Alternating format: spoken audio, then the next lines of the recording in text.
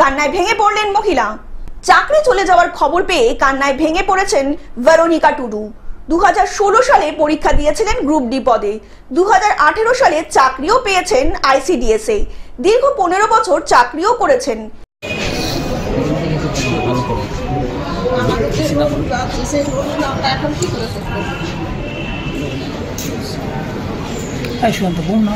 আমরা যদি বেঁচে থাকি তো লোন দিতেই হবে, যদি পড়ে যায় কিন্তু হঠাৎ কি কারণে চাকরি চলে গেল বুঝে উঠতে পারছেন না গ্রুপ ডি পদে চাকরিরতা ওই মহিলা। সাংবাদিকদের মুখোমুখি হয়ে তিনি জানালেন, স্বামী বেসরকারি স্কুলে পড়ান, 2 ছেলে এবং 1 মেয়েও রয়েছে তাদের সংসারে। এখন কি করবেন বুঝে উঠতে পারছেন না গ্রুপ ডি পদের চাকরিহারা মহিলা। রাষ্ট্রপতির দ্বারস্থ হবেন এমনই ভাবনা চিন্তা করেছেন বলেই জানালেন ওই চাকরিহারা মহিলা। দেখুন, আমাদের 4 জন টিচার আছেন, তার মধ্যে 3 জনই হায়ার সেকেন্ডারি, একজন পলিটিক্যাল সায়েন্সের সিঙ্গেল পোস্ট, আর 2 জন হচ্ছেন আমাদের যে ইংলিশ মিডিয়ামটা আছে হায়ার সেকেন্ডারি, 2 জন টিচার সেই জায়গার। এইচএসের একজন ফিজিক্সের, একজন বায়োসায়েন্সের, আর আরেকজন আছেন তিনি হচ্ছেন ফার্স্ট কোর্সের সায়েন্সের। তো আমাদের খুব অসুবিধা হবে। আরেকজন আছেন গ্রুপ ডি।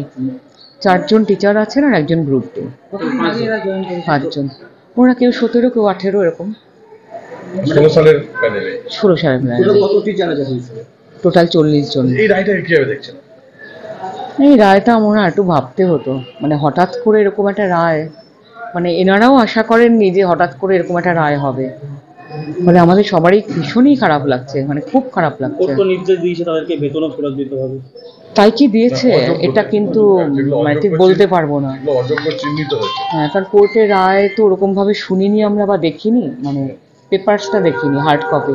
যোগ্যদের সঙ্গে অযোগ্যদেরকেও মানে হ্যাঁ, এটাই একটু খারাপ লাগছে যে যোগ্য যারা তাদেরও বাতিল হলো, আর অযোগ্য যেরকম ভাবে বলছেন ওনারা তাদের, মানে ব্যাপারটা এটা খুব, মানে এটা খুব সমস্যার মধ্যে সবাই পড়বে। মালদা থেকে অভিষেক দাসের রিপোর্ট, গ্লোব নিউজ। এখন থেকে গ্লোব টিভি দেখুন আপনার স্মার্টফোনেও। গুগল প্লে স্টোর অথবা অ্যাপল স্টোর থেকে ডাউনলোড করুন গ্লোব টিভি লাইভ অ্যাপ। এছাড়াও জিও টিভি অ্যাপ থেকেও দেখুন গ্লোব টিভি লাইভ।